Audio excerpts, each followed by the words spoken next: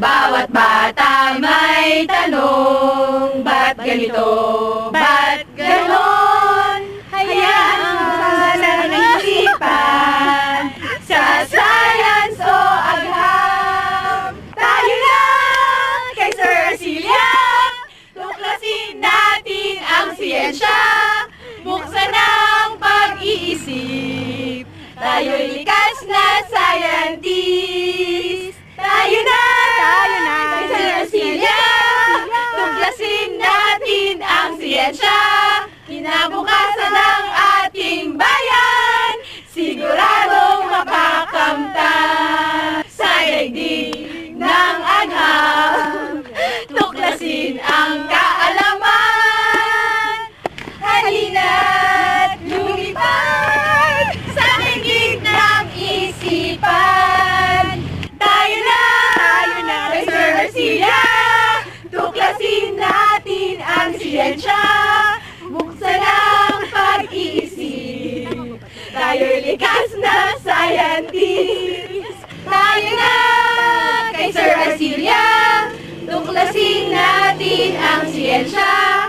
Kinabukasan ng ating bayan, siguradong makakamtan.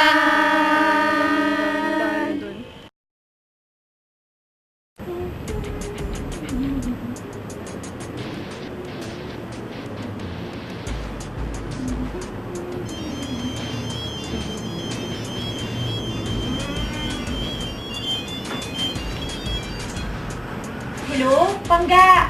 Oh, bakit? Napatawag ka? May watch my favorite show eh. Oh yes baby, I know that. Arcilia Eskwela. Ano ba nagustuhan mo sa host ng show na yan? Eh, di hawak naman na mas gwapo naman ako dyan, no? Okay, oh sige na. Eh, ano ba sasabihin mo? Dali. Eh, why are you such in a hurry? This is a 24/7 baby shit naman, no? Oh, sige na nga. Eh, kasi matatapos na yung commercial. Arcilia Eskwela na. Ay, break na tayo! Ha? Okay ka lang? Eh, bakit? I'm sorry baby, it's not you. It's me. It's my charm. Ha? Charles? Meron ka ba nun? Bakit Prince Charming ka ba? I'm sorry, honey. Over. Ha? Hello? Hoy, Pangga! Hello?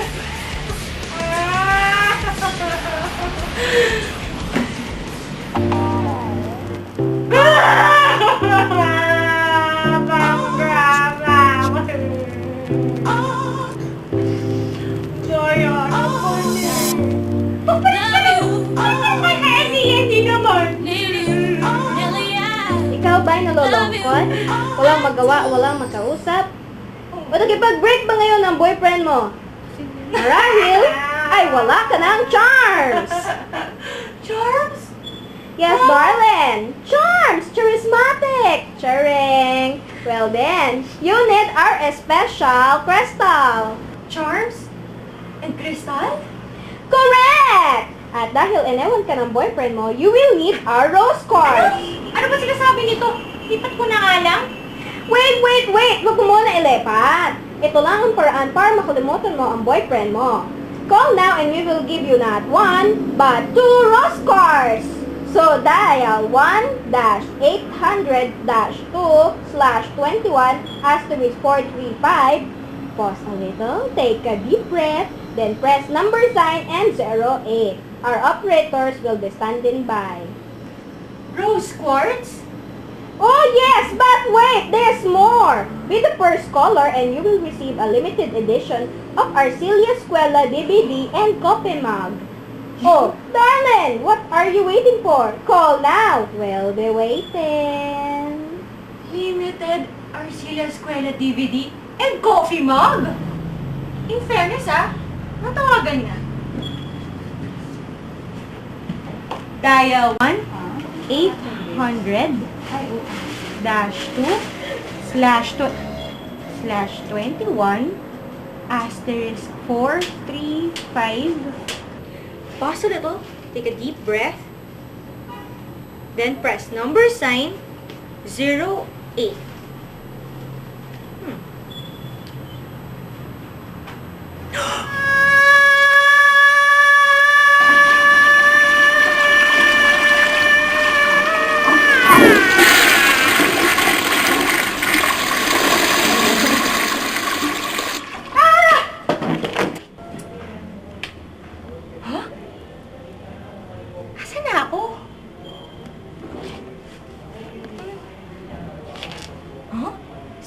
kayo? Crystals mo. Ha? Ano ito ba para hanapin ng rose quartz, ba? Ho? Ang mga crystals ay may iba't ibang gamit na pwedeng mag-enhance sa bawat aspeto ng ating buhay. At ang rose quartz ay punong-puno ng enerhiya na pwedeng tumulong maghilom sa mga sakit ng pag-ibig. Kung true love naman ang hinahanap mo, pwede rin itong tumulong sa'yo. Sandali lang po. Asan po ba talaga ako? You are in a world of simulation. Are you simulated? Simulated? Simulated? Simulated? Weird ang feeling. Crystals are transmitters and transformers with personal energy life force. Its chemical composition facilitates healing. Kaya kayang-kaya nito pagalingin ang iba't ibang sakit. Gaya ng puso mo. Teka. Nalilito po ako eh. Ano po ba itong mga crystals na to? The only way for you to leave the simulation is to go inside every door. Crystal clear? Wait. This is really weird. Kailangan ko pong umalis dito. Tulog ito. Okay, don't panic. Doors A, B, C. Sige, let's start with A.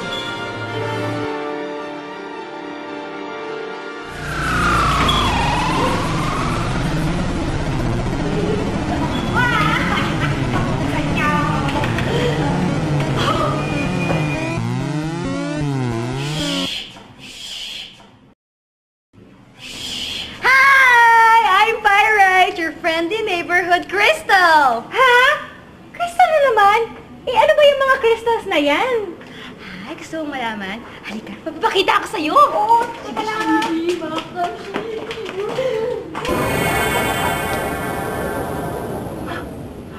Wow! Ang ganda naman yan! Teka! Ano nangyayari? Sino yan? Oh, she's our crystal queen. At di hamak na mas maganda naman siya sa'yo, no? First, you have to start with the basics. Ano ba yung crystals? Ano ba yung composition ng crystal? Diba? How does it work? And then, what are the types of crystals? Before we talk about crystals, let us first define what crystals are. A crystal is a type of mineral with a great degree of internal order, or in other words, it is a highly structured compound. A crystal has a definite overall chemical composition and a specific geometrical form. There are about 27 crystal formations. Some common formations are the bridge, clusters, rainbow, record keeper, and generator crystals. Bridge formations are believed to facilitate bridging between the inner and outer world. Clusters are said to be those which have multiple points or spikes but have a common root.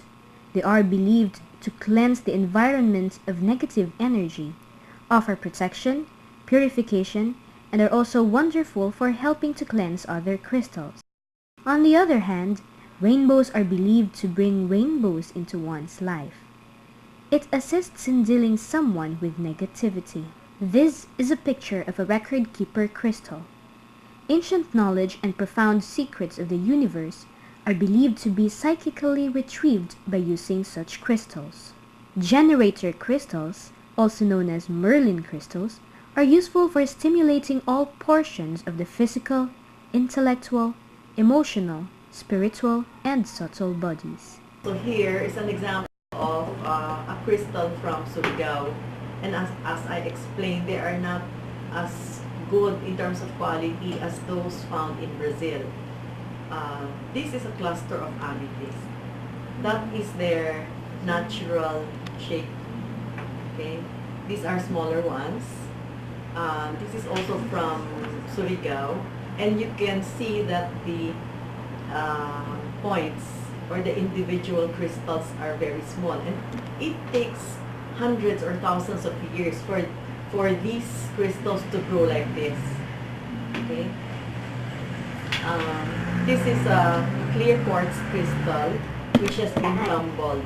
That means it was reshaped to be like this. So you can imagine the shape of the crystal or the size of the crystal as it originally was.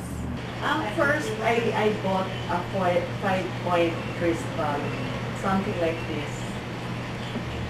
Pero 5 points, I think more of this, no? 5 points. But the shape is rather, well, equal. Okay, because this is a recorder. Iba-iba din yung, ano niya eh, yung tawag sa kanya. Depende do sa points, no? Kung mas malapad yung isa o pantay-pantay sila. So how do crystals work? According to Indian crystal practitioners, crystals function as transformers and amplifiers of the different energies that balance and energize our biological system and the emotional, spiritual, and mental levels. Our body is believed to be capable of transferring and receiving energy directly from one crystal to another, since our body may also be viewed as having similar composition as crystals. Let's hear more about this from Dr. Aleli Quirante, a professor from the College of Mass Communication who has considerable knowledge about crystals and its different uses. Nakikita ba niyo ang frequency ng radyo? Hindi, di ba? Invisible yun. Ganon din kasi sa crystals. So it's not what we call parang esoteric. It's very scientific. All you have to do is know how to tune in the frequency, or you let the crystal adjust to the frequency of your thoughts. Ah, yun pala yun! Pero paano ba ginagamit ang mga crystals? Oh, masasagot yan sa ikalawang pinto. Now close your eyes. Mirror, mirror on the wall, bring this lady to the second door.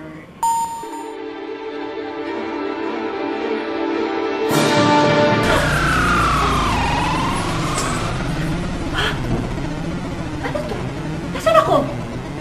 Ano ba to? Nataray? Parang ukay!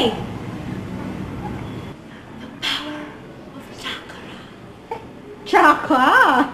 Chakra, hindi chaka. Chakra. Sino po ba kayo?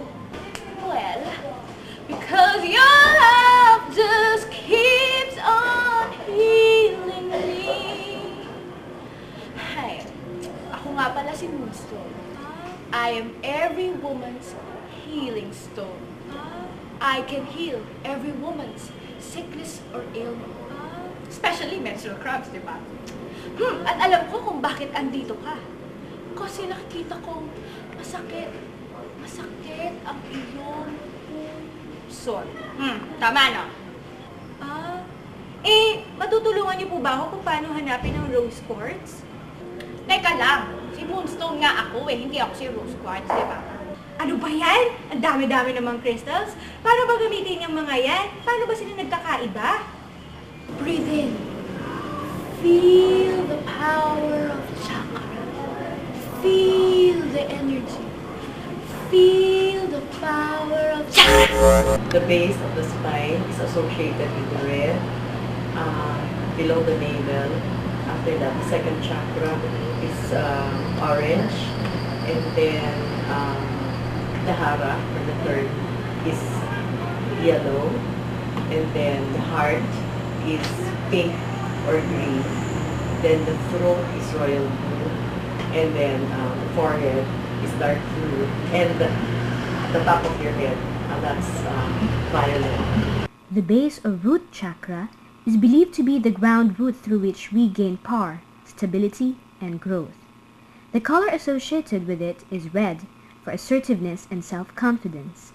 It is located at the base of the spine, while the sacral chakra is connected to the sensuality of touch and the innocent desire for pleasure and non-judgmental spontaneous enjoyment.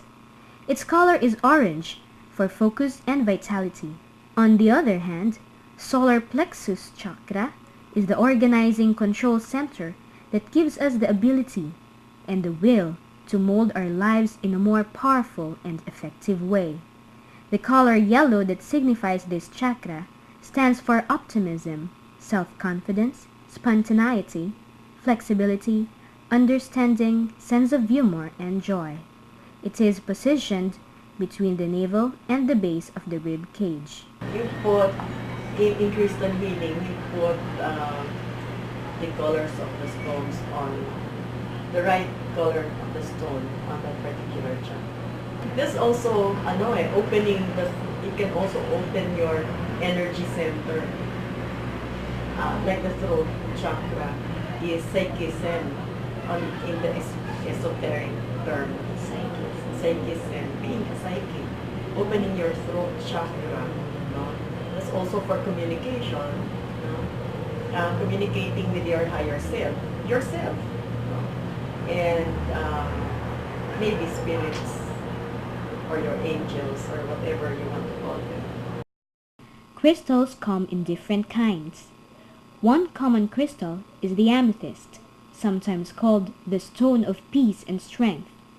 They are used for the crown chakra, the extrasensory perception.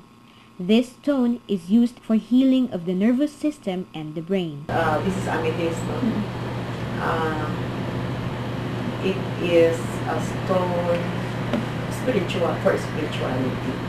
It also comes with like lavender. Kung sa aromatherapy, it's an equivalent to lavender. It calms you down. So, masyado kang hyperactive, stressful, then use amethyst. Emerald is the stone for love, cleansing, clairvoyance, memory strengthener, truth promotion, fertility, and protection. It aids perception and inner clarity. It is also associated with healing diseases of the eye and problems affecting eyesight. Moonstone is also called the woman's healing stone. Traditionally, it is used for healing and balancing of female organs and hormones, such as menstrual cramps. This stone is also used for good luck, hypnotherapy, divinatory work, and feminine energy. One of the most popular crystals, both for healers and even in the market, is the rose quartz. It is said to be the most loving of all stones. This stone helps heal emotional issues and imbalances of the heart, childhood issues, fosters love for humanity, lover, children, and the self. This is rose quartz. Yung they say it's a love stone. Pero among the youth, they associate it with romantic love. No, not necessarily. It is love in general. Like if you have a difficulty in forgiving others, then you use rose quartz. Okay?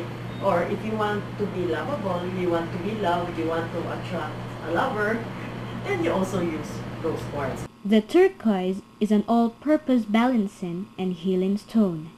It balances all subtle systems, protection, strength, energy, wisdom, and strengthens the organs of the physical body as well as the auric field. It also helps to neutralize and repel environmental negativity. Turquoise is the throat, heart, and thymus chakra.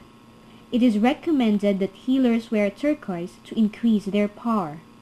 This stone is also said to heal the emotional heart of the individual. It has also been recommended for the eyes and healing stomach disorders. So how are crystals used? And what are the crystal healing methods? One common way is the laying on of stones, where stone patterns are laid out over the body of a person. Condition of the chakras are determined through the use of the hands or the pendulum. There are 3 crystal healing body layouts. These are the lodestone layout, which is used for magnetic healing, tourmaline layout, which charges the body much like a battery charger charges batteries, and the celestial layout, who's said to be the master healers that heal on emotional and physical aspects. Another way of using crystals is through crystal programming.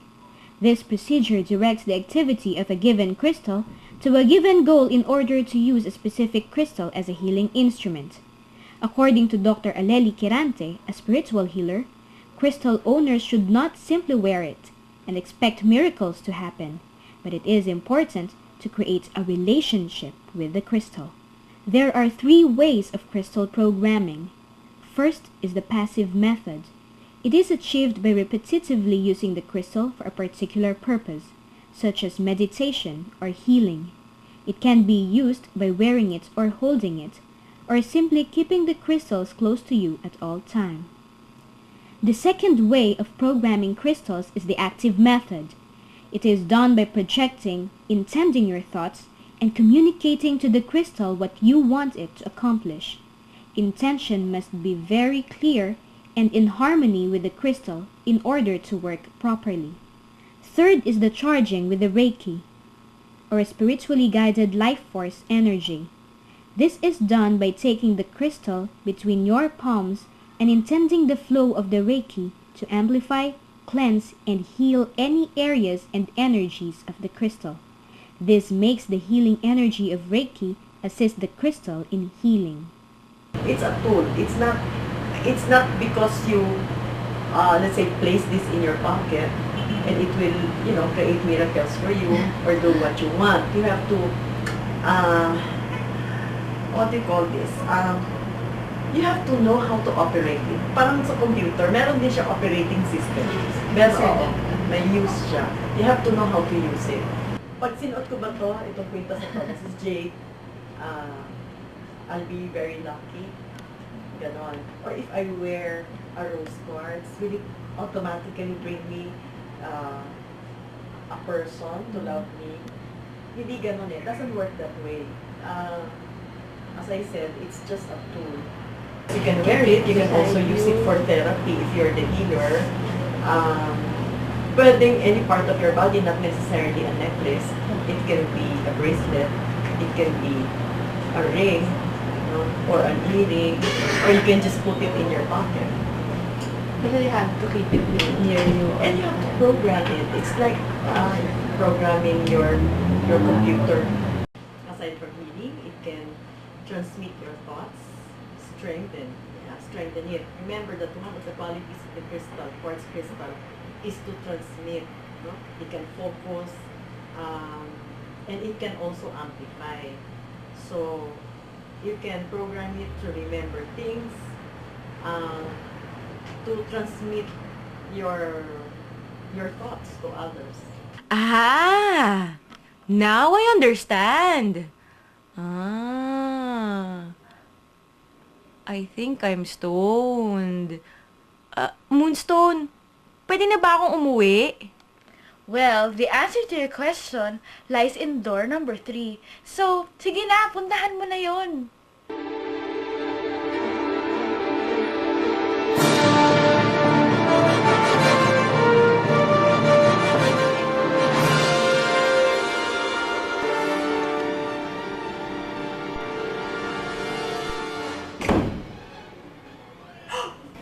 Darth Vader? No, I am the architect. Oh, architect! Why? Do you have a triangle? How about a blueprint? Do you have a T-square? Oh, I know. So you are the architect. What am I doing here? You are in the world of simulation, in which I have designed myself. Everything that you have heard and seen is just a part of my creation. Everything that your senses have perceived is my design. Everything in the world is mine, including you. What I have the records of all your thoughts, ideas, feelings, all of your moments, even these. Okay, wait. So what do you need from me? I don't need anything from you. You need everything from me. Ang yabang naman ito. Alam mo, nahihirapan na ako sa'yo, ha? Sabihin mo na ako na gusto mo sabihin. Calm down. Now that you have sufficient knowledge about crystals, astounding, amazing, inconceivable, and superlative, even you have the power to choose. Choose? Echos.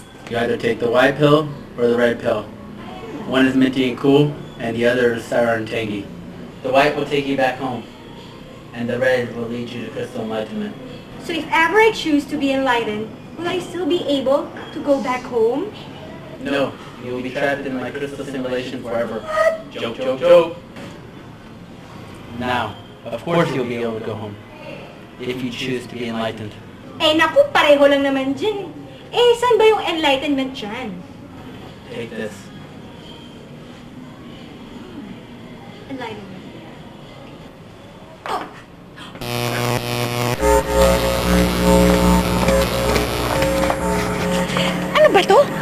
naman!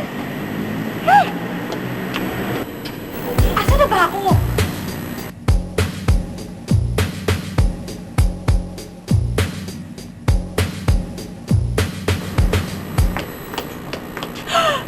Kilala kita!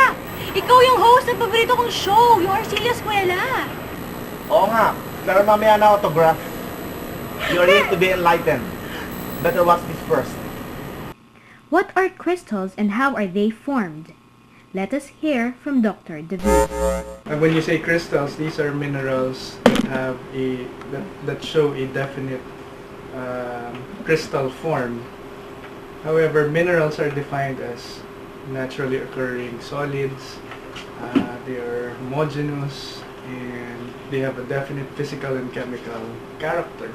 As I've said, they're naturally occurring, and for example, this one, pero mas okay yun, no? For example, this one, this is called a desert rose, or the technical term for this is selenite rose.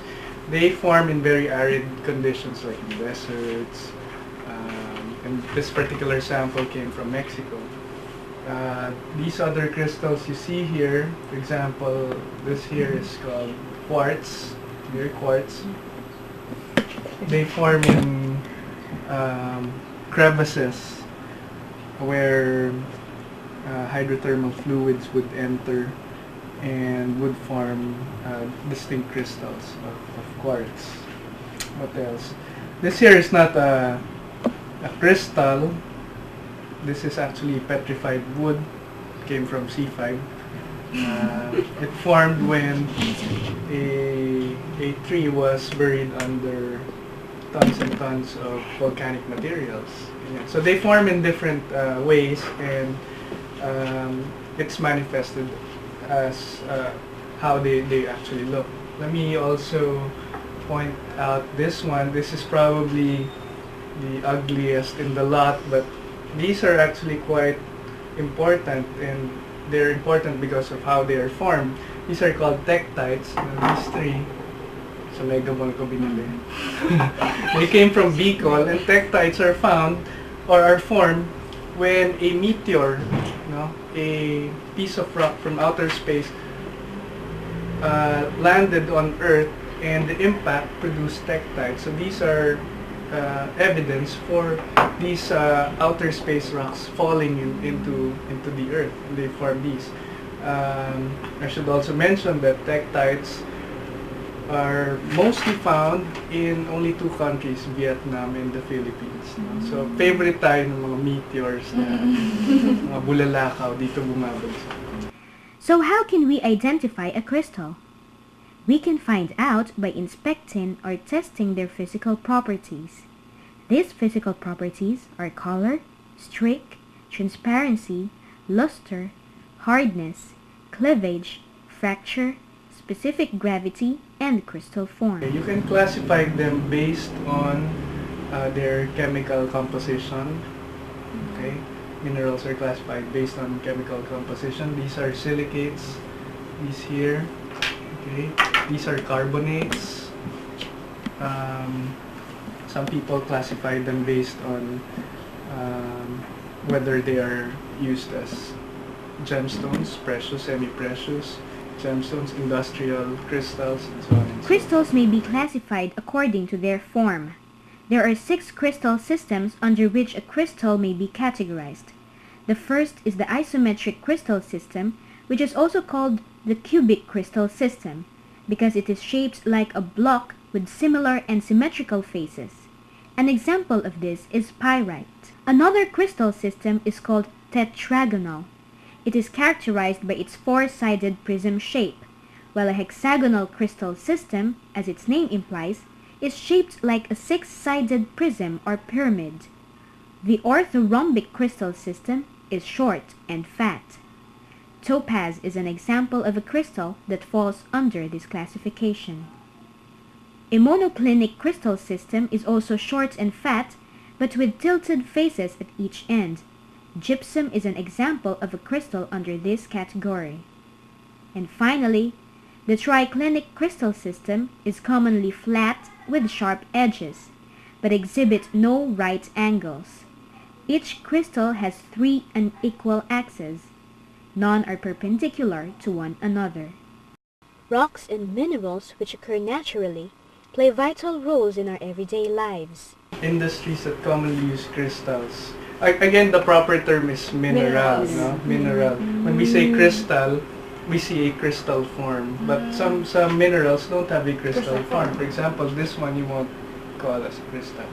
Anyway, aside from being precious, semi-precious gemstones, crystals or minerals are used in a variety of ways. For example, quartz.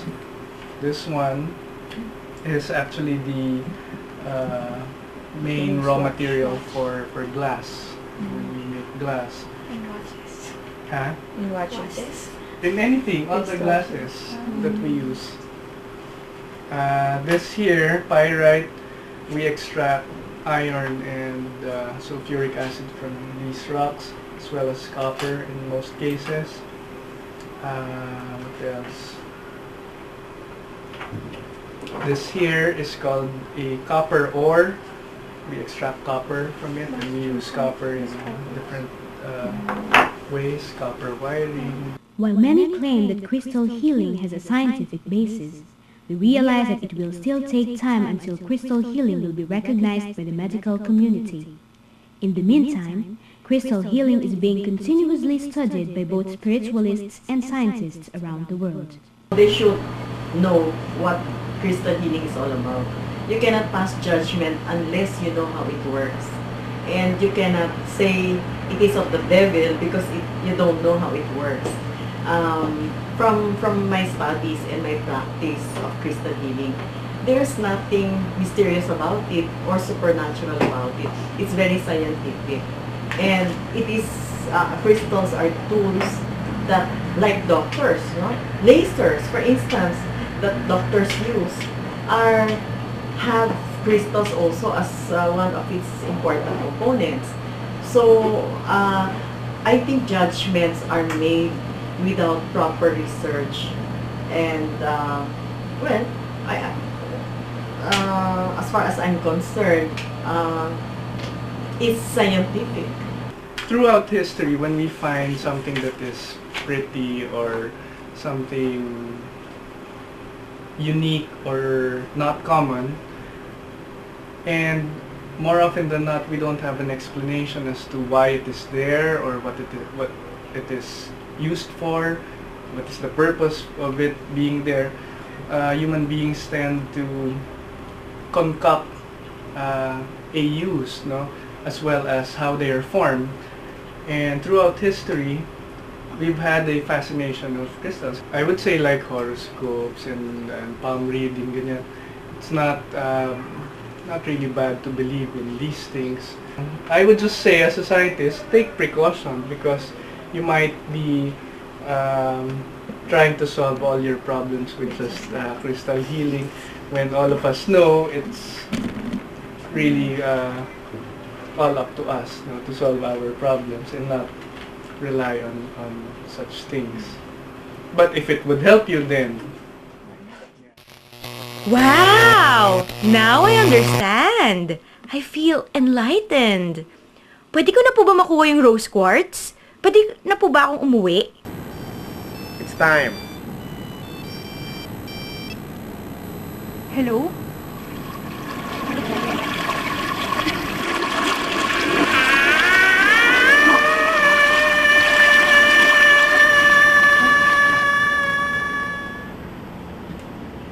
Hello? Hello?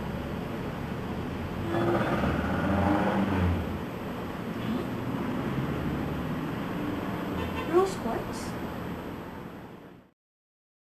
Crystal healing and energy work are not a substitute for traditional medical treatment.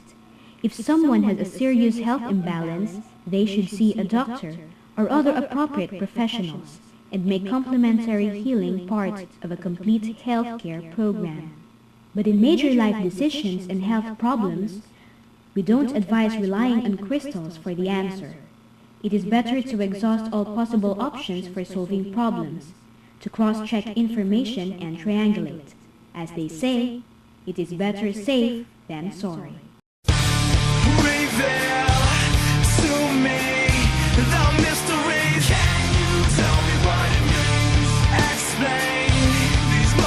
and metaphors. Unlike these secrets in me, describe the vision, the meaning is missing. Oh, anybody listen? Define the riddles of my mind. Nothing is really From me and from your students of this group, we are giving you 2 crystals.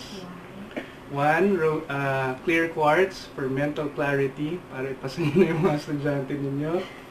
And the second one is tiger's eye for physical love, no? To enhance your physical relationships. Okay? Bakaloy.